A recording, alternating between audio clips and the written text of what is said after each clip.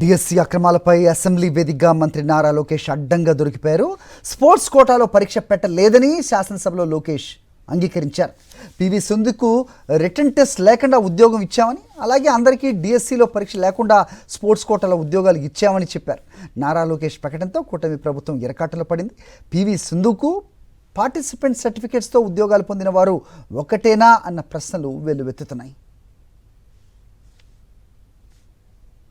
మీరు చూడండి, పివి సింధు గారికి ప్రభుత్వ ఉద్యోగం ఇచ్చిన ఘనత ప్రజాప్రభుత్వం అధ్యక్ష. శ్రీచరణి అధ్యక్ష, మన ఉమెన్స్ క్రికెట్ టీంలో అద్భుతమైన బౌలర్ శ్రీ ఇప్పుడు డిగ్రీ పూర్తి చేయాలి. డిగ్రీ పూర్తయిన వెంటనే ఇమ్మీడియట్గా ఆమె కూడా గవర్నమెంట్ జాబ్ ఇవ్వాలని గౌరవ ముఖ్యమంత్రి గారు డైరెక్షన్ ఇచ్చారు అధ్యక్ష. అంటే స్పోర్ట్స్ పర్సన్కి టెస్ట్ పెట్టాలని లేదు అధ్యక్ష. The idea is to promote sports. Quota ద్వారా వాళ్ళకి ఇవ్వాలని చాలా స్పష్టంగా ఉంది అధ్యక్ష. వాళ్ళందరికీ ఏదైతే రూల్ పాటించామో అదే రూల్ ఇక్కడ కూడా పాటించాం.